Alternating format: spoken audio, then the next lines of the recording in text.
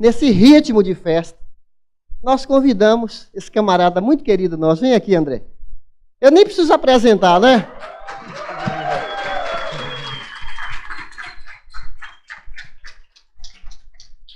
Quem aqui não conhecia o André ainda? Gente nova aí que não conhece. Ah, todo mundo conhece, só um casal aqui. Então nem dispensa apresentações, né? Passou brevíssimo 6 ou 7 anos aqui com a gente. 6 anos e meio, né? 6 anos e meio. E marcou a gente, né? Temos um carinho especial por ele. Obrigado por você ter aceitado. Está numa correria lá, mas valeu, André. Bem-vindo. Já posso... Bom dia, irmãos, graça e paz, amém? Você está me ouvindo aí? Jojo, você consegue acertar aí? Tá ruim? Espera aí que chega, vai chegando. Bom, eu sou o André, coloca meu slide aí, por favor, te apresentar logo do jeito certo. Essa é a minha linda esposa. A gente está passando dias de muita provação e dificuldade. Nossa princesa Andressa, deixa eu mostrar que fica mais fácil. Bom, essa é a minha esposa, nós somos casados há 8 anos, 8 meses, 20 dias e algumas horas, porque vai completar 21 dias hoje, 18 horas. Está aqui a Adraça. Esse é o nosso primogênito, Luiz André, ele está lá em cima. Ele hoje acordou extremamente aceso, com vontade de vir para a igreja. Nós achamos que nessa mudança, porque ele era bem pequeno, né, com 3 anos, nós achamos que ele não ia sentir. Gente, teve domingos que ele não queria ir para a igreja. Ele perguntava, você vai para a igreja do outro? Minha igreja é a igreja do outro, minha igreja é a igreja do outro. Hoje ele sabia que nós estaríamos aqui, a mãe estava numa farra para estar aqui. Ele acordou sozinho para vir para a igreja hoje. Está aqui a Andressa, nossa caçula, que semana retrasada foi acometida de uma infecção no pulmão, uma infecção urinária. Ela tem 2 meses e a gente não descobre o que acontece. Ela ficou internada 3 dias, veio para casa, melhorou. Quando foi quarta-feira, depois do culto de oração, eu chego em casa, está a Daça chorando outra vez. E aí nós levamos ela para o hospital e ela tá lá até agora. Teve suspeita de meningite, fez aquele exame do líquido da coluna, da espinha, mas não é. Ontem fez uma ultrassonografia aqui na região do abdômen para ver se tinha má formação no rins, no fígado, também não é. E parece que talvez amanhã ela está de alta. Vamos continuar orando. O sofrimento é maior assim, porque até o acesso àquelas coisas todas é minha parte. Enquanto ela está no PSI, no pronto-socorro infantil, é minha parte. Depois que ela vai para a enfermaria ou para o quarto, aí eu não tenho mais o que fazer, porque a mãe precisa ficar com ela por causa da amamentação, né? A alimentação da Andressa é o leite materno, aí eu não tenho mais o que fazer. Eu vou para lá, converso com uma, com outra, elas deixam eu ficar um pouco mais, aí é uma hora que a Daça descansa, sai, vai na padaria, toma um café, às vezes toma um banho, mas eu não consigo fazer nada muito mais do que isso, a não ser chorar e pedir a Deus para que ela melhore, né? Vamos lá. Aí, deixa eu contar para vocês um pouco, André News, tá aí, mudei um pouco a face. Que eu ando fazendo, né? Continuo pregando, dando aula, e graças a Deus a gente se envolveu com um sonho, que era ajudar os pastores do norte lá. Então nós mudamos, cadê o Paulo? Paulo, aquela ideia está acontecendo, nós transformamos todo o seminário que eles tinham lá em módulos, cada matéria do seminário foi transformada em módulo, e aqui está o último módulo que aconteceu mês passado, tinha mais ou menos 30 pessoas lá, eu ministrando as aulas, e aí nós tomamos uma ideia, tivemos uma luz lá no dia, e está todo mundo sonhando com isso. Essa é a turma que formou nesse módulo, tem gente que é aluno regular do seminário, tem gente que não é aluno regular do seminário, e o sonho é essa casa tem 50 metros de profundidade, 40 metros de largura do terreno, tem 2.000 metros de área, a gente quer construir um centro de treinamento e o povo está vibrando. Se você tiver uma grana lá que você não sabe o que fazer com ela, 10, 15, 20, 30 mil reais, você manda para mim que nós vamos comprar essa casa. Essa casa aí, o cara queria 300 mil, ele já tentou vender por 200, por 180 e não conseguiu. Eu creio que nós vamos comprar ela pelo máximo 130 mil reais, 150 mil. Se você quiser entrar nesse projeto, a gente conversa depois. Nós vamos construir um centro de treinamento, na verdade já está construído. Aqui tem 2 quartos grandes, do outro lado tem 2 suítes enormes, que cabe mais ou menos umas 6 beliches. Ah, mas o que você quer fazer com isso? Eu quero, nos quartos que tem os banheiros dentro, nós vamos construir como se fosse dormitórios mesmo, porque tem gente do interior. Nós estamos falando de um município chamado Benevides, que é 3 municípios depois da capital. Já tem gente que vem e não tem como voltar. Muita gente vem para os cursos e não tem como voltar para casa. Às vezes não vem para o curso porque tem que ir e voltar, o custo fica muito alto. Muitos pastores dessa região não conseguiram terminar o curso teológico e muitos pastores dessa região ganham um salário mínimo. Então esse curso foi ministrado, uma semana inteira de curso, por R$90 para cada um. Qual é a ideia? A ideia é que eles venham, não só os pastores, mas os líderes, professores de escola dominical. Abril eu estou indo para lá de novo, nós vamos dar didática e metodologia de ensino para todos os professores de escola bíblica de 9 igrejas da região. Então a gente quer que esse lugar seja uma possibilidade de acomodação, então eles ficam aqui, comem, é um negócio internado mesmo, para desenvolver e ajudar a obra no Pará. Bom, eu saí daqui por uma razão muito nobre, né? A gente até hoje sofre, e nós dizemos lá que os nossos amigos ainda estão aqui, e nós não conhecemos as pessoas lá ainda, estamos lá apenas há 1 ano e 2 meses. Tem dia que a gente se pega chorando em casa, literalmente, com saudade de vocês aqui. É uma igreja preciosíssima para nós, aprendemos muitas coisas aqui, mas aceitamos esse desafio. A igreja que nós vamos pastorear é a primeira igreja batista de Itaquera. Esse era o prédio antigo, então se vocês querem continuar crescendo, o prédio é uma coisa importante, então ou constrói aqui, ou dá um jeito de resolver esse negócio rápido. Olha só, e é incrível como o negócio do espaço tem a ver, viu? Olha, eu vou mostrar para vocês.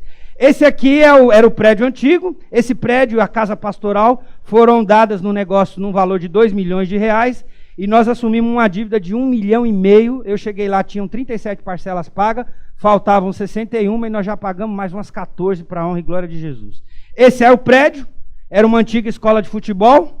Aqui é uma quadra, aqui é dentro, é um ginásio poliesportivo com 2 quadras, e uma quadra foi adaptada para o culto. Quando nós chegamos, estava desse jeito. Vocês sabem que eu gosto de mexer nas coisas, foto rápida para a gente ir para a pregação, porque não temos muito tempo, está desse jeito.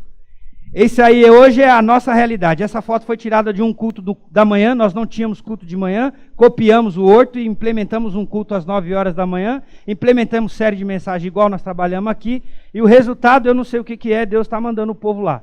Nós começamos com 80, começamos com 90, começamos com 81, começamos com 100, 102, 103. Domingo passado, no nosso culto da manhã, nós tínhamos 188 adultos no auditório.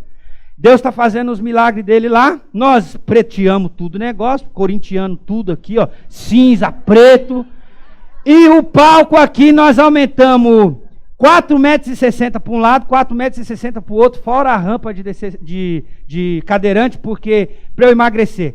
Colocaram um relógio, um contador, Júnior, no meu pulso, para ver quantos passos eu dava enquanto eu estava pregando na movimentação.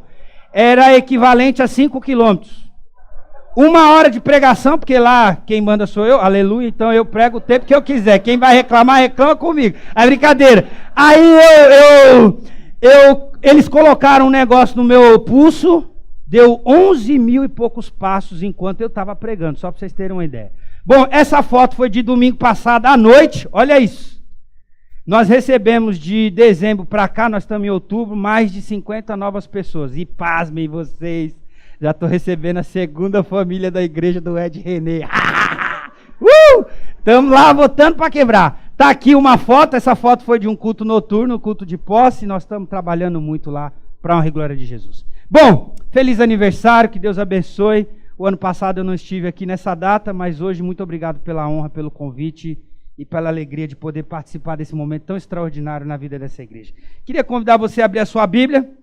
O tema que me foi dado é centralidade da palavra para o culto, e bem diferente do que a própria igreja aqui está acostumada a me ver pregar, a nossa igreja lá também.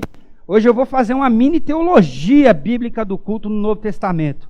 Não vou pregar um texto só, mas tudo que eu acho que tem que ter num culto está nesse texto que nós vamos ler agora. Colossenses 3, 16. Podemos ler até o 15, se for o caso. Versículos 15 e versículos 16. Se você achou, diga amém. Se você não achou, diga espera. Se você não sabe onde é, peça ajuda. Liga seu aplicativo. Se você está sem Bíblia, encosta perto de alguém para você não perder a leitura. Até porque nós estamos num culto e a leitura faz parte do culto. Você acredita? Coisa boa. Então vamos lá. Isso, Colossenses 3, versículo 16. Vamos ler do 15 ao 16. Vamos lá. E a paz de Deus, para o qual também foste chamados em um corpo, domine em vossos corações e sede agradecido. É legal isso aqui, é um outro contexto, mas é interessante essa palavra paz, porque assim, vamos falar sério, o mundo já é um negócio tão complicado que o culto devia ser uma coisa muito boa. Concorda? Não é em termos de consumo, vocês vão ver eu pregar aqui que o culto não é consumismo. Mas é muito bom quando você vai num culto e tem uma palavra boa, uma palavra de esperança, uma música que ajuda você a concentrar em Deus e quando você sente um ambiente realmente espiritual. E isso é reflexo do jeito que você vive. Porque o culto, como já ensinou o pastor Edgar aqui, o culto que a gente proclama, o culto que a gente oferece no domingo, na verdade é o resultado dos cultos que você vive semanalmente. Então olha lá, a palavra de Cristo habite em vós abundantemente, em toda sabedoria, ensinando-vos e admoestando uns aos outros com salmos, hinos e cânticos espirituais, cantando ao Senhor com graça em vosso coração. E tudo que você fizer, seja por palavra, seja por obra, deve fazer tudo para a honra, para a glória e para o louvor de Deus. Faça em nome do Senhor Jesus, dando por Ele graças a Deus Pai. Senhor, nós pedimos a Tua direção nesse momento tão especial da vida dessa igreja, pelos 35 anos.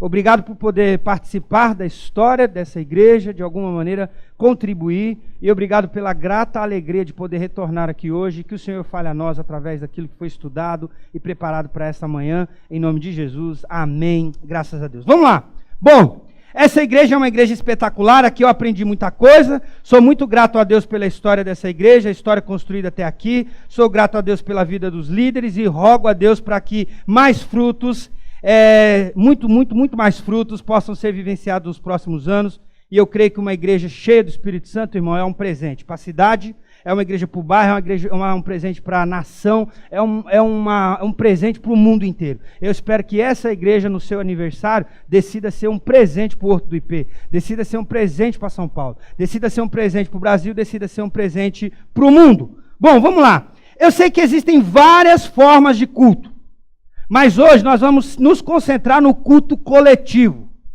Culto é algo muito comum na história da igreja, embora que nem sempre as pessoas tenham a compreensão correta e as implicações de um verdadeiro culto. Se a Bíblia tem uma proposta para o culto, para a igreja, os cultos coletivos na igreja, então, por que são tão diferentes? Muita gente vai virar e falar assim, pô, pastor, fui na igreja tal, e o irmão ali que é novo aqui, que ainda não me conhecia e tal, já fui na igreja fulano de tal, já fui na igreja onde o pastor tal prega, já fui em tal igreja. Por que os cultos são diferentes? Eu também fico muitas vezes preocupado de tanta diferença, porque até se você for ler livros de teologia que vão falar da prática da igreja, bons teólogos, bons conservadores, eles vão basicamente converter em 5 princípios, de 5 elementos básicos que deveriam ter num culto. Muito que acontece, que traz diferença nos cultos, é que exatamente por um grande problema de hermenêutica que a gente tem, tanto do Novo Testamento quanto do Antigo Testamento, muitas vezes algumas coisas que foram específicas do culto do Antigo Testamento, do povo de Israel, eles são resgatados, instrumentos são resgatados para o culto contemporâneo, e aí muitas vezes algumas práticas, algumas campanhas que o Novo Testamento não autentica, mas que essas pessoas pegam da experiência do Antigo Testamento e traz para o culto hoje. É por isso que muitas vezes a gente tem tantos cultos diferentes. Parece que tem culto hoje que os caras cantam até chofar para chamar o Espírito Santo. Então assim, é um problema teológico, porque a gente nem precisa cantar para chamar o Espírito Santo. Se a gente fosse pensar em doutrina e pensar em quem é Deus, pensar quem é Jesus, pensar quem é o Espírito Santo, se você lembra daquela música que a gente canta? Santo Espírito, és bem-vindo, com licença da expressão poética. Se você disser bem-vindo, legal. Se você não disser, ele está vindo do mesmo jeito. Ele já veio, ele está presente. Só que muitas vezes a gente não raciocina teologicamente, inclusive naquilo que a gente canta. Bom, a igreja está reunida. A igreja está reunida e a grande pergunta é, qual é o lugar da palavra de Deus nessa adoração coletiva? E para ser mais didático, eu separei em 4, 5 elementos. Vamos tentar cobrir todos. Primeiro, o que não é o culto? Isso é muito importante. Porque eu estava ministrando ontem lá na igreja de Jabaquara e eu disse para os jovens assim, né? Nós vivemos um momento que todo mundo diz que qualquer coisa é para a glória de Deus. A minha pergunta é, o que você está disposto a deixar de fazer por causa da glória de Deus? Porque fazer qualquer coisa e dizer que é para a glória de Deus está muito fácil. E eu já disse isso aqui, inclusive nessa igreja. Depois que Jonathan Edwards escreveu o livro do século XVII, A Manifestação do Espírito Santo de Deus, que nós não podemos mensurar na vida de ninguém, nós vivemos um cenário religioso, inclusive brasileiro, que as pessoas fazem qualquer coisa, elas dizem que foi Deus que fez, e aí o que eu vou fazer? Pensa num cara que chega para mim e fala assim, pastor, eu quero um conselho do Senhor, mas Deus já me falou. Cara, se Deus já falou com você, não tem que falar mais nada, pode ir embora. Não, pensa. A pessoa está com dificuldade, ela está com luta, com problema, ela chega para mim esse dia e fala, desce, ô pastor, eu estou assim, mas Deus me falou. Irmã, se Deus te falou, eu não tenho que falar mais nada. Agora, eu tenho uma coisa para te dizer, eu acho que Deus não falou para você, ponto. Eu acho que Deus não falou, mas se você está dizendo que Deus falou, tudo bem, paciência. Então, o que não é o culto? O que é o culto? A palavra de Deus. Precisamos tratar a palavra de Deus. O que é a palavra de Deus, gente? Porque nós vivemos um momento, inclusive, de denominação batista, e eu estou num circuito batista, inclusive, que palavra de Deus está muito pouco valorizada, muito pouco conhecida e muito pouco trabalhada. Então os caras dizem que é batista por causa de instituição, por causa de organograma, por causa de hierarquia, por causa de política, por causa de status. Mas não por causa da palavra de Deus. E nós hoje já não podemos mais dizer que nós somos o povo da Bíblia. Infelizmente, porque nós já batistas já fomos conhecidos como o povo da Bíblia. A centralidade da palavra no culto, claro, e depois alguns elementos básicos dessa que evidenciam que a palavra de Deus está no centro desse culto. Vamos lá, o que não é o culto, em primeiro lugar? Em primeiro lugar, não é um show. Você está entendendo? Tem gente que tem dom, habilidade que Deus deu, coisa maravilhosa. O cara canta muito, a mulher canta demais, o cara toca pra caramba. E isso é muito legal. Só que ele acha que como ele não ficou famoso no mundo gospel, no top mais, top 10, top 8, top 7, aí ele vem para a igreja, é o lugar dele ser famoso. Não é. Desculpa, culto não é show. Culto também não é descontração. E calma, porque quem já me conhece sabe que eu gosto de dar uma risada. E não tem problema nenhum a gente rir, cantar, brincar no culto. Não é isso. Culto não precisa ser culto mal-humorado, mas tem gente que está fazendo do culto plataforma de stand-up. Não é para isso. Outra coisa, entretenimento. Tem gente que vem para o culto sem nenhum comprometimento espiritual. Tem gente que vem para o culto para assistir, para ouvir uma palavra. Eu acho que eu podia até trocar por consumo. Tem gente que... O que é a ideia do consumo? Pega o copinho descartável. Quando você consome a água vai para algum outro lugar? Não vai. Você usou o copo, tomou a água entrou para o seu corpo. O que você fez com o copo descartável? Não serve. E muitos cultos estão sendo exatamente isso na vida de algumas pessoas. O cara vem, ele se alimenta, ele enche o copo, ele toma o copo, mas quando ele sai do culto, ele amassa o copinho e joga fora. Aquele culto não adiantou em nada para ele. Porque aquilo não reverbera na vida de ninguém e muitas vezes não reverbera e não transforma a própria vida dele. Culto não é show, culto não é descontração, culto não é entretenimento, culto não é consumo. Vamos juntos, 1, 2, 3, culto não é show, não é descontração, não é entretenimento e não é consumo. O que é o culto? Eu escrevi uma frase aí, o culto é o momento quando o povo de Deus se reúne para adorá-lo por quem ele é e aprender mais a seu respeito. Vamos juntos? É o momento quando o povo de Deus se reúne para adorá-lo por quem ele é e aprender mais ao seu respeito. Eu acho que isso é culto. Por isso que eu falei que o texto de Colossenses tem muita coisa boa que deveria ter num culto. Não terás outro Deus diante de mim, não farás para ti imagem, o culto deve ser para Deus, deve ter Deus como central, deve ter a consciência de que Deus ele é único e que a glória deve ser dada a ele, e ele vai dizer, não te encurvarás. Você pode ver que em muitos shows, né, a gente às vezes não se coloca de joelho, mas a nossa atitude é de prostração e adoração. Você vê, os caras não tiveram trabalho nem de mudar o nome, ídolo. Porque não mudou o nome, caramba. Já está aí, está na cara, é um ídolo. Só que a palavra de Deus está falando, não te curvarás, não coloque outro Deus, não sirva a outro Deus a não ser o nosso Deus, Deus de Israel. Outra coisa importante, a palavra. Por que eu estou correndo nesse ponto? Porque eu quero gastar mais tempo, nesse início, porque eu quero gastar mais tempo nos 5 elementos que a gente deve ver no culto, num culto centrado na palavra, tá bom? A palavra de Deus é um negócio maravilhoso, porque olha o que é a palavra de Deus. Vamos juntos, 1, 2, 3. A Bíblia é um registro escrito daquilo que Deus determinou ser suficiente para a nossa compreensão a respeito de sua vontade e atuação na história. A Bíblia é um livro maravilhoso. A Bíblia tem história, a Bíblia tem poema, a Bíblia tem dramatização, a Bíblia tem livros normativos, a Bíblia tem jurisdição, a Bíblia é um livro espetacular.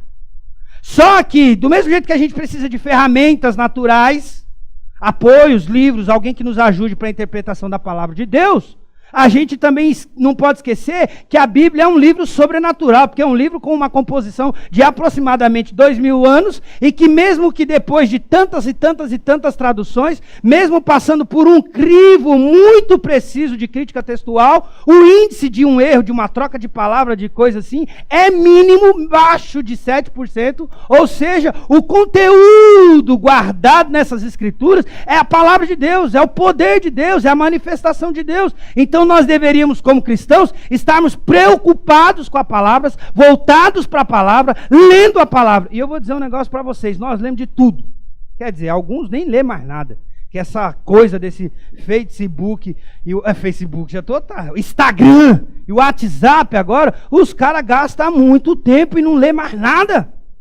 Então nós perdemos essa capacidade e estamos esquecendo que esse livro, ou melhor, o conteúdo embutido nesse livro, é o registro daquilo que Deus determinou ser suficiente para a nossa compreensão a respeito da sua vontade na história. E a gente está esquecendo de textos clássicos, por exemplo, como o Salmo 19. Lembra do Salmo 19? A lei do Senhor é perfeita, refrigera a alma, o testemunho do Senhor é fiel, dá sabedoria aos simples. Olha só o que eu separei aí. A palavra de Deus tem a capacidade de refrigerar a alma. Sabe quando você está ruim? Sabe quando você está com a filha no hospital? Sabe quando você olha para sua esposa está no desespero? É a palavra de Deus que consola. Sabe quando você está num momento de desemprego, já está 1 ano sem trabalho? É a palavra de Deus que vai acalentar o seu coração. Sabe quando você tem um filho que o cara, você já trabalhou com ele não sei quantas vezes, e parece que agora ele está entrando no eixo, e quando parece que ele está entrando no eixo, ele faz uma besteira de novo. É a palavra de Deus que vai refrigerar a nossa alma. A palavra tem esse poder, a palavra dá sabedoria para o simples. Se você olhar o Salmo vai dizer, a lei do Senhor é perfeita, refrigera a alma, o testemunho do Senhor é fiel, dá sabedoria aos simples, os preceitos do Senhor são retos, alegram o coração, o mandamento do Senhor é puro, ilumina os olhos, o temor do Senhor é limpo e permanece eternamente, os juízos do Senhor são verdadeiros e justos juntamente. O que a palavra de Deus faz? Pode alegrar o coração. Põe mais música na sua vida. Ponha mais palavra de Deus no seu coração, na sua mente. Conheça mais sobre o caráter de Deus. Veja as lutas, as provas, as dificuldades que homens do passado passaram e como Deus os sustentou. Você acha que é à toa que Deus vira para nós e fala assim, olha a galeria dos heróis da fé? Eu já preguei esse texto aqui, a impressão que dá é que como se tivesse uma arquibancada. Eu sei que não é isso. O texto está dizendo para nós, olhe para esses homens, vejam a luta, veja a dor, veja o sofrimento, veja as dificuldades. E olhe uma coisa, Deus interviu, Deus cuidou, Deus continua no controle da história. Dependa de Deus. Só que se você não depende de Deus, não depende da palavra, não conhece a palavra, você fica brigando com os irmãos por causa de partido político. Você fica arrumando treta no Facebook. Você fica postando vermelho, verde, azul, amarelo, branco, rosa. Você fica com essas picuinhas. E eu vou dizer uma coisa para vocês. Vou dizer a mesma coisa. Então agora eu vou dizer como se eu fosse o pastor aqui ainda. Você trate bem a gente. Porque você fica em nome de um partido, em nome de uma vertente, direita, esquerda, socialista, comunista, sei lá o quê. Você maltrata os seus irmãos na fé. Vou te dizer uma coisa. Fulano de tal que vai ser eleito, não sabe seu nome. E depois que ele foi eleito, pior ainda. Ele não sabe seu nome, não sabe onde você mora, não sabe quantos filhos você tem. Ele está nem aí para você. Quando você estiver na ruim, quando você estiver na pior, quem cuida de você é nós. Então você trata a gente bem. Falei isso lá na igreja domingo, estou falando aqui de novo. Por quê? Isso acontece até com pastor, não acontece? Então, por exemplo, eu já não sou o pastor mais aqui nessa igreja. Nossa, pastor. Pastor André é maravilhoso. Como é que o senhor deixou o pastor André ir embora? Não devia ter deixado, mas deixou, agora já foi. Está entendendo? Já foi. Pastor, e agora? Agora é nós. Pastor Edgar tem que subir aqui e falar assim. Pastor Paulo, Cidiel e Edgar, vocês tratem bem nós, porque pastor André não vai vir de lá para cuidar de vocês aqui. No dia que ele vier, ele vai cobrar caro pra caramba. Então assim, alegra o coração e ilumina os olhos. Vamos juntos? A palavra refrigera a alma, dá sabedoria aos simples, alegra o coração e... A gente está esquecendo desse poder extraordinário da palavra de Deus. Irmão, eu ouso dizer que até as doenças emocionais que muitos de vocês, muitos de nós sofremos, é às vezes recorrente até pelo pouco conteúdo da palavra de Deus que tem no nosso coração. Eu estou pasmado. Eu tenho situações lá de gente que está na terapia há 10 anos. Eu falo, cara, você está vendo? Eu prefiro a palavra, irmão. Eu não estou dizendo que o médico não tem o seu lugar, eu não estou dizendo que o psicólogo não tem o seu lugar, eu não estou dizendo que o psiquiatra não tem o seu lugar, eu não estou dizendo que o terapeuta em algum momento não precisa intervir. O que eu estou dizendo é que alguma coisa está errada nesse processo. Eu tenho gente tomando remédio há 10 anos e a vida não muda. Tem gente com 10 anos tomando remédio e não muda a atitude do coração. Por quê? Isso é uma dinâmica espiritual. E o grande problema é que as pessoas na nossa sociedade não querem se submeter ao poder terapêutico da palavra. Porque a mudança de vida, a mudança de perspectiva, a mudança de atitude, e inclusive as mudanças emocionais, elas decorrem sim da palavra de Deus. Porque quando a gente entende que a alegria não é um momento, que a alegria não é uma circunstância, que a alegria não é um fator favorável, que a alegria não é o troféu, que a alegria não é aumento de salário, que a alegria é a pessoa de Jesus, muda! Aí a coisa muda na cabeça da gente. Agora o grande problema é que nós muitas vezes não temos a palavra como ponto central na nossa vida. E aí a centralidade da palavra no culto.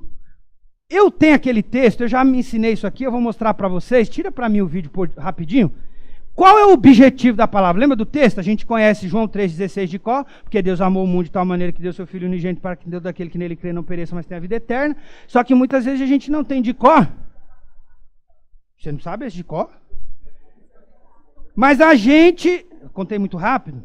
Porque a palavra de Deus é viva, eficaz, mais penetrante. Liga o speed aí, gente. Porque a palavra de Deus é mais viva, eficaz, mais penetrante que a espada alguma. Não, esse é Hebreus 4,12. João 3,16 é porque Deus amou o mundo de tal maneira que deu seu Filho unigênito para que todo aquele que não lhe crê não pereça, mas... João 3,16 a gente sabe de cor. A gente não sabe de cor 1 Timóteo 3,16. A gente não sabe 2 Timóteo 3,16. Porque a palavra de Deus é útil. Ela é divinamente inspirada por Deus e útil para 4 coisas. Instruir ou ensinar, corrigir, redarguir e educar na justiça. Está aqui o processo. Qual é o objetivo da palavra? Qual é a centralidade da palavra na vida da igreja, na vida de um cristão? A palavra de Deus tem como objetivo levar esse cristão para um processo de maturidade, alcançar a maturidade e estar preparado para os dilemas da vida. E eu aprendi isso com o pastor Ebenezer Bittencourt. A palavra de Deus ensina, e quem é da pedagogia sabe que há uma diferença entre informar, ensinar e educar. Então, ensina, a palavra de Deus repreende. O que é o repreende? É o sinal de pare, é o sinal amarelo. Luiz André não mexe nessas coisas. Luiz André não pega isso. Luiz André não pega aquilo. O que é o corrigir? Depois que ele pegou, você dá uma peia nele e fala, nunca mais você pega aí. Ué, não é isso? Você dá uma peia nele e fala assim, você está vendo? Você está apanhando porque você mexeu onde você não devia. Eu já tinha falado para você. Você já sabia que esses DVD do papai é caro, que isso aqui não é coisa para criança de 4 anos mexer. Você mexeu, por isso você está sendo corrigido. Você ensina, você repreende, dá o sinal de alerta e quando o sinal de alerta é ultrapassado, vem a correção. O que acontece com você quando você passa o farol vermelho? E bem feito. Porque você não devia passar o farol vermelho. Não é verdade? O que acontece com você quando você passa num radar que era 60 e você passa 75? Multa. Bem feito. Pastor, ora por mim. Vou orar nada, que orar por você. Diminui o pé no acelerador. Ué. Você vê um negócio desse? É igual o cara que vira para mim, ô pastor, estou querendo entrar nos Estados Unidos. O pastor Ebenezer contando isso para nós lá no Hagai. Eu morri de rir. Ô pastor, ora por mim, porque eu quero ir para os Estados Unidos. Mas por quê? O que você quer fazer nos Estados Unidos? Não, pastor, estou querendo ir lá e o cara não explicou. Você está querendo que eu ore para você ir para os Estados Unidos, para você ficar lá nos Estados Unidos de forma ilegal. Ó. Pelas barbas do profeta. Então assim, ensinar, repreender, corrigir e educar. Na Bíblia, o que é a ideia do educar? A palavra de Deus, ela tem a dinâmica e o poder espiritual. Uma vez que a gente submetido a esse processo, é aquele lance do revestir, é aquele lance do transformar, do substituir. A palavra de Deus nos educa. A ideia, por que eu coloquei uma elevação aqui, ó? Que a gente supera o obstáculo e alcança esse nível de maturidade. Bom, pastor, mas e aí? E a palavra no culto? O que o senhor vai dizer para nós sobre a palavra no culto? Bom, a pregação é algo fundamental e mais importante no culto público. Mas não é a única forma da palavra de Deus ser central em um momento de culto coletivo. Vamos falar juntos? A pregação é algo fundamental e mais importante. Talvez eu nem deveria colocar mais importante. Talvez eu deveria colocar assim. A pregação é algo fundamental e importante. Mas tirar até o culto público aqui, porque está meio redundante, falta coesão nesse texto e tal. Depois o pastor Edgar vai anotar lá e vai falar comigo. A pregação é algo fundamental e importante no culto público, mas não é a única forma. Não é a única forma do quê? Da palavra de Deus, vamos juntos, 1, 2, 3, da palavra de Deus ser central em um momento de culto coletivo. Por que não é? Eu tenho algumas razões. Primeiro, o culto diz muito sobre si mesmo, sobre a igreja. O culto de uma igreja é um negócio, é uma porta de entrada, é um cartão. Eu creio que os caras na recepção, no estacionamento, eles estão ali e eles são uma grande bênção. Eu tenho testemunho de pessoas que às vezes ao se depararem com alguém que está na recepção, se depararem com alguém que as receberam no estacionamento, foi o ponto central daquela pessoa tomar uma decisão de ficar naquela igreja. Só que o culto, esse ambiente, diz muito sobre a igreja. Esse ambiente diz muito sobre a igreja, não diz só sobre a igreja, diz sobre o pastor e a liderança espiritual. O que esse povo pensa sobre, por exemplo, tempo de culto? Ter aviso ou não ter aviso? Está dizendo no culto. Tem intercessão ou não tem intercessão? Canta ou não canta? Tem música especial ou não tem música especial? Tem bateria ou não tem bateria? Bate palma ou não bate palma? O culto diz muito sobre o pastor e a liderança espiritual da igreja. Vai dizer, não tem jeito. O culto também vai dizer muito sobre o lugar da Bíblia nessa igreja. Porque através daquilo que se canta, vai revelar um pouco daquilo que se crê. Então, por exemplo, eu fui em igrejas que cantam assim, fogo nas cabeças, 1000 graus de unção. Me dá um versículo para explicar isso. Não, me dá um versículo. Não, tem até umas músicas que a gente canta, inclusive, que a gente tem um contexto judaico para cantar ela. Mas pensa num cara que nunca foi na igreja. Vamos pegar essa aqui, ó.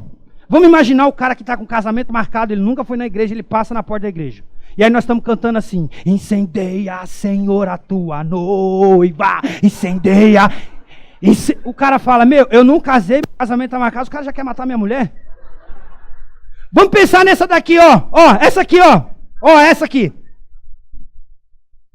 Ele é o leão da tribo de Judá, Jesus tá... Não tem essa?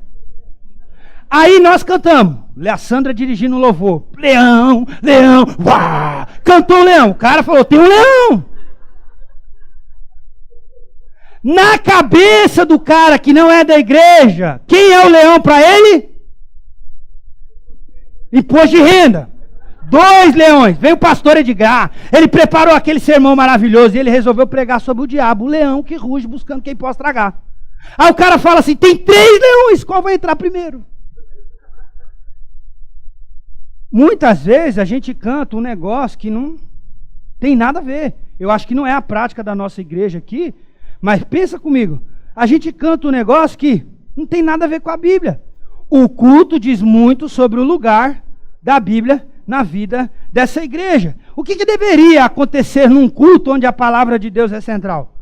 Eu pratico 3 princípios lá na primeira de Itaquera. Estamos trabalhando 3 ideias. Primeira, contar uma história, convergir no objetivo, impactar as pessoas. Vamos de novo? Contar uma história, convergir no objetivo, impactar as pessoas. Por que contar uma história? Uma das minhas primeiras providências lá foi acabar com um monte de tema que a gente estudava separadamente. Então a nossa igreja hoje, de adolescente de 12 anos até melhor idade, 65 mais, todo mundo estuda o mesmo assunto. Eu trouxe as séries de mensagens, por exemplo, nós estamos estudando o livro de 1 João. Estamos há 3 meses estudando 1 João. Nós temos um culto de manhã, nós temos um culto à noite com o mesmo tema, pregadores diferentes, como nós fazíamos aqui antigamente. A escola bíblica, o primeiro período do maternal, eles aprendem o mesmo princípio que nós instruímos no culto. Então, eu escrevo toda a série, escrevo todo o objetivo da série, e as crianças, elas vão desde o começo lá para o maternal, o que elas estão aprendendo? Amar ao irmão. Então, bota elas para brigar, bota elas para jogar futebol, bota para elas guerrear uma com a outra, e aí quando elas estão cansadas e brigar, estão com raiva, vem o princípio da palavra, e tum, no coração delas. Primeiro período. Tem um intervalo, elas vão para a grade curricular que a DACA estabeleceu lá para eles, que vai de 2 a 12, que a gente chama dos prestinhos. O que a gente faz com o culto? A gente, graças a Deus, por honra e glória de Jesus, por desenvolvimento da igreja, em abril nós trouxemos um cara ajudar a gente com a música. eu sento com ele toda semana e trimestralmente ele escolhe as músicas concernentes, igual faz aqui, mesma coisa. Mas qual é o objetivo? Contar uma... Ah, pastor, o que o senhor achou do culto das crianças? Eu falei, achei essa música assim, essa foi legal, só que isso aqui não tem pé com isso aqui não tem pé com isso. Ou seja, o cara que veio, ele não pegou uma informação, ele não saiu com algo cravado, a música não reforçou, a música não ajudou a memorizar, então não atingimos o nosso objetivo. Por quê? Porque o cara não foi impactado. Agora você imagina que você entra num lugar onde o aviso é bíblico. Agora você entra num lugar onde até a oração é a oração da palavra de Deus. A oração concernente a algo que vai ser ensinado. Agora você imagina, o pastor vem e prega uma palavra, não que nem hoje, né? Mas uma palavra que o cara vem e prega o texto de Deus e abençoa a sua vida. A música vem e reforça. Imagina, o cara fala assim, diante do sofrimento, da luta, dificuldade, parará, parará. Aí vem a música no final. Olha, se a porta abrir, Ele é Deus. Se não abrir, Ele é Deus. Se Deus fizer, Ele é Deus. Se não fizer, Ele continua sendo Deus. Eu não adoro a Deus pelo que Ele faz, eu adoro a Deus porque Ele é. O cara sai daqui com a vida impactada. Então o culto deveria contar uma história, convergir num objetivo, impactar a vida. Vamos juntos? O culto deveria contar uma história, convergir no objetivo e impactar pessoas. Para um verdadeiro culto, para um cristão verdadeiro, o culto coletivo não é opcional. Nem vou gastar tempo com isso, mas se você não prioriza pelo menos a participação de um culto, você devia repensar. Se você não tem compromisso com um culto, se você é daqueles que vem um domingo, fica 2, 3, 4 meses sem vir, um mês sem vir, você devia repensar. Porque culto coletivo, eu não estou falando, pastor, mas eu cultuo na minha casa. Pastor, eu assisto pela internet, eu não sei o quê. Você precisa estar presente, corpo presente, é uma ordenança de Deus. O culto não é invenção do pastor, não é uma oportunidade de a gente pegar o dízimo, a sua oferta, não é isso. Nós entendemos que o culto coletivo é um momento de adoração e faz parte da dinâmica da história da igreja. Amém? Nem vou gastar tempo com isso. Próximo. Quais são então os elementos principais, fundamentais, que a gente precisa encontrar num culto? Baseado no texto que a gente leu, para você não dizer que eu usei o texto como pretexto, nunca mais voltei para o texto. O texto está aí, Colossenses. Eu acho que o culto deve para isso. A palavra de Deus deve ter o lugar central no culto, a regulador e normativo de tudo que nós fazemos no momento de culto. A palavra, vamos juntos? A palavra deve ter lugar central. Gente, vamos juntos, vocês perderam já o ritmo? Mais rápido, vamos lá, 1, 2, 3.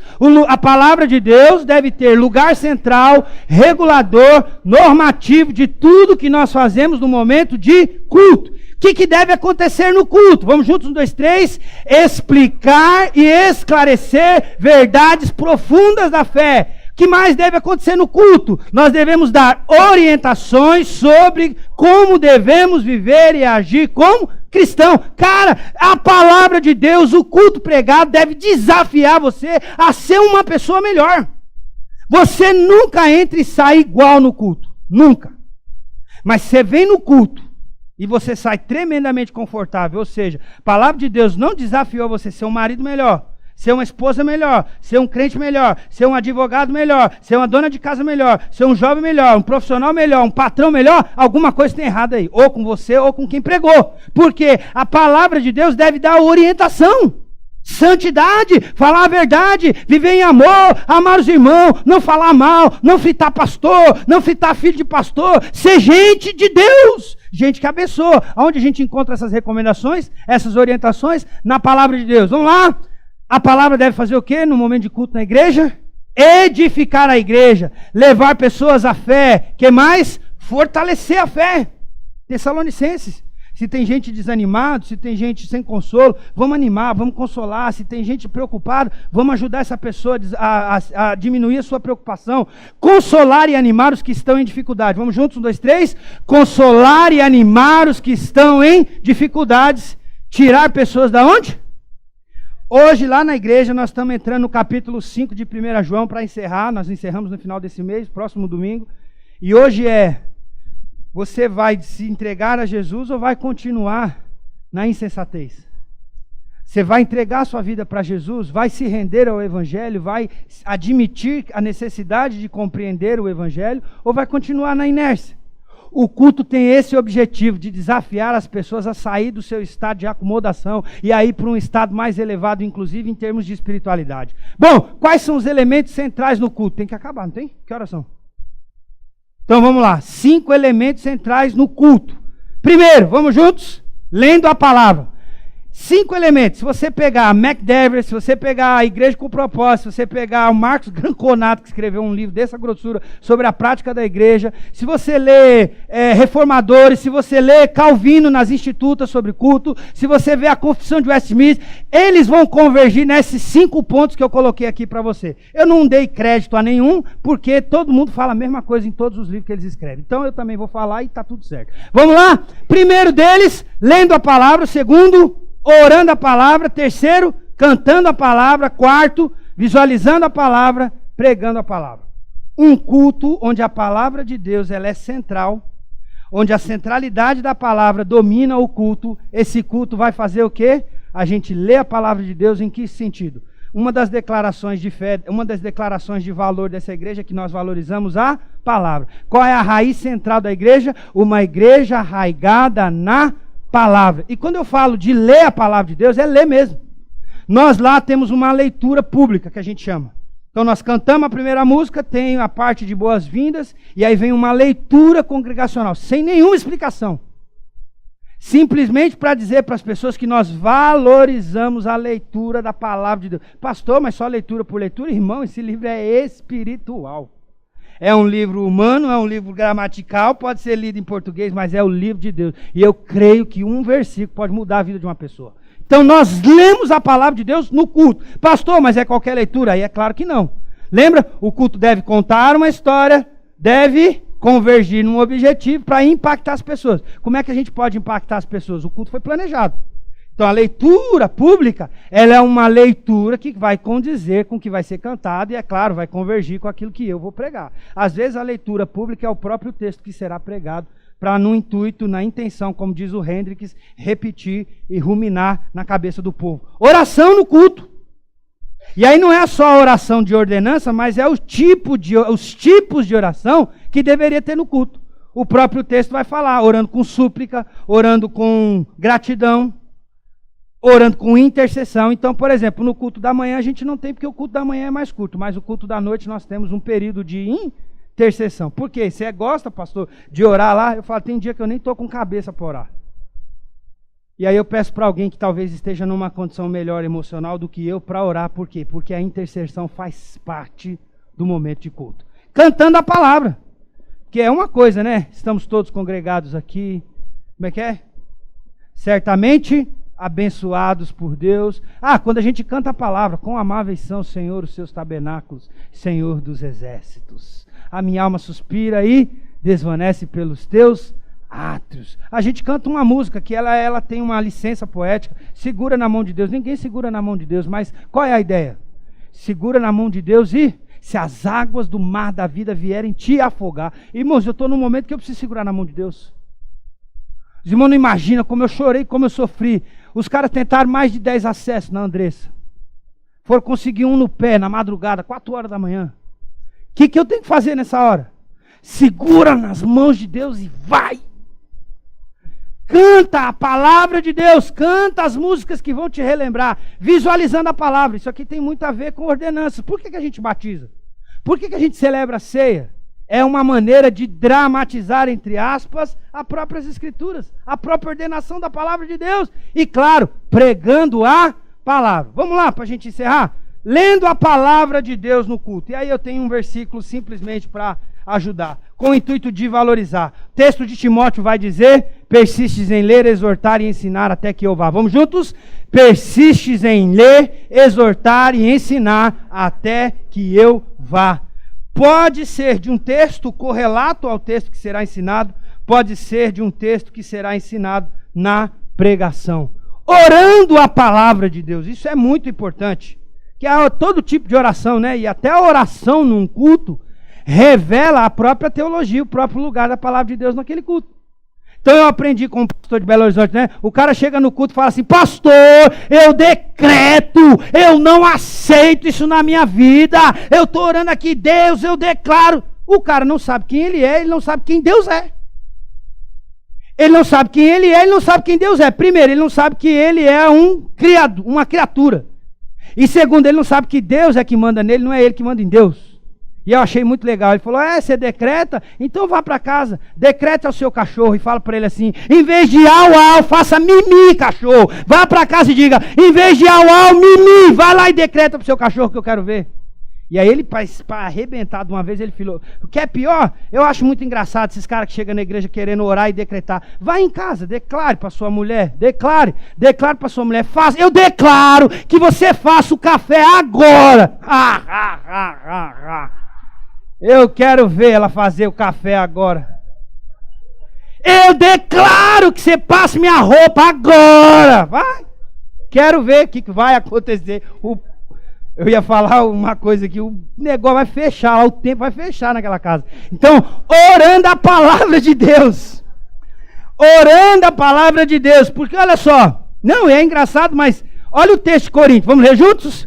Que farei, pois? Orarei com o Espírito, mas também orarei com... Qual o entendimento, irmãos?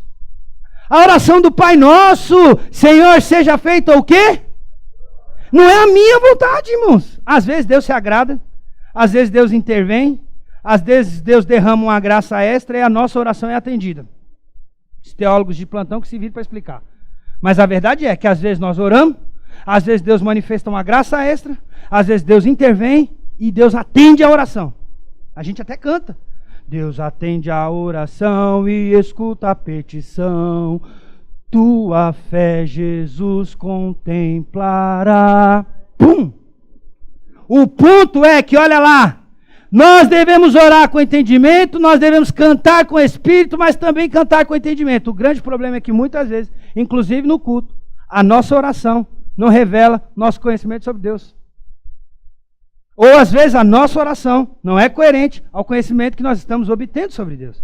Então o que nós devemos orar? Orar de acordo à vontade de Deus. Então pensa nisso, que até uma oração num culto revela a centralidade da palavra na igreja, na vida, no seu coração e o seu conhecimento sobre Deus. Então olha lá, que tipo de oração deveria ter num culto? Orações de súplica, que tem causas difíceis.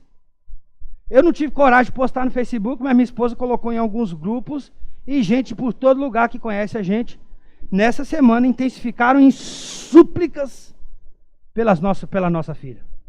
Teve gente nesse momento que está orando por nós, tem gente que está orando pelo nosso ministério, orando pela nossa vida no dia a dia, orando pelo crescimento da igreja no Brasil, e glória a Deus por isso, orando para que sua família seja abençoada. A gente ora para se despedir de alguém, a gente ora na refeição, beleza e tal.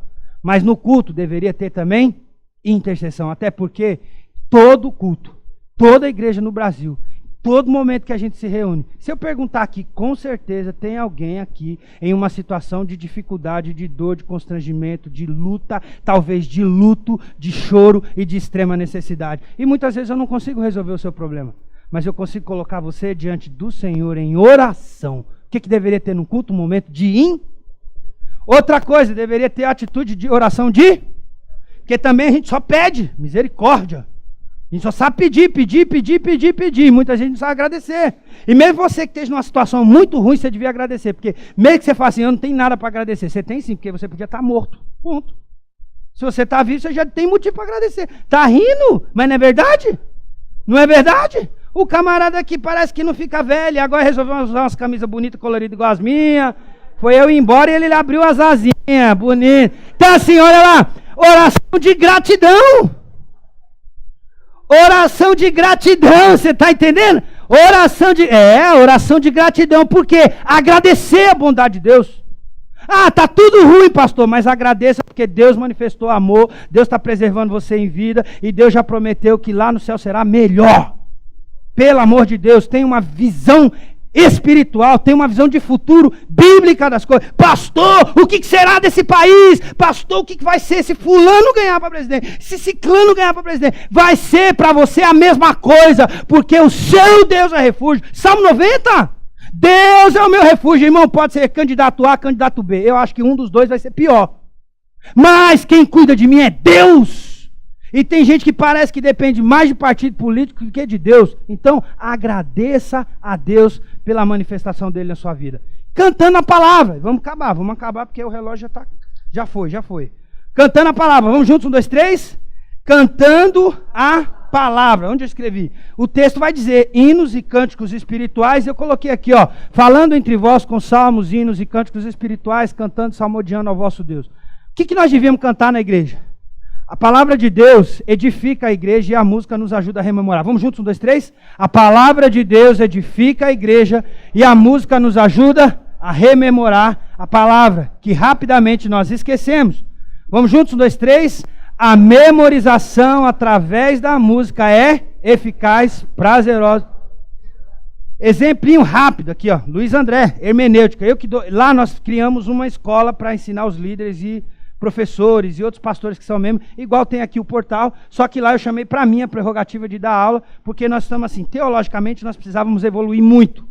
Então eu chamei a responsabilidade para mim, eu que dou todas as aulas, estou dando hermenêutica. E aí chegou assim, Luiz André, exemplo na aula de hermenêutica.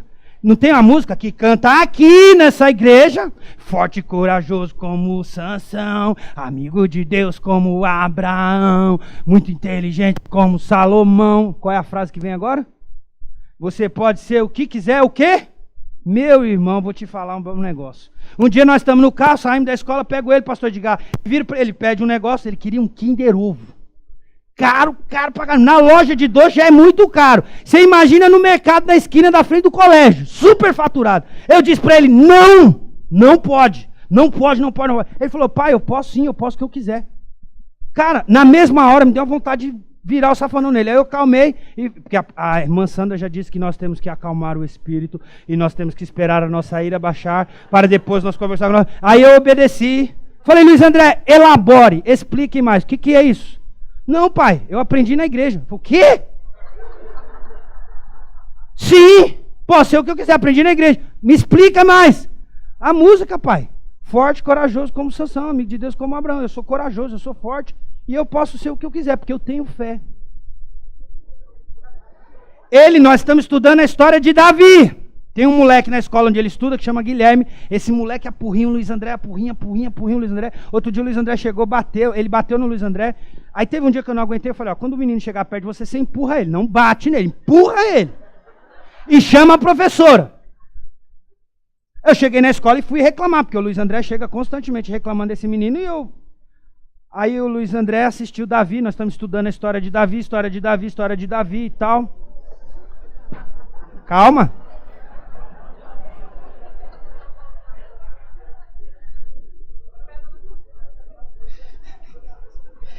Aí eu falei assim, Luiz André, o que você aprendeu da história de Davi? Que Deus dá força para Davi. Como é que Davi venceu Golias? Porque Deus fortaleceu. E o que você aprende para você? Deus vai me dar força. Eu falei, Luiz André, Deus vai dar força para quê? Para eu dar um tapa na cara do Guilherme.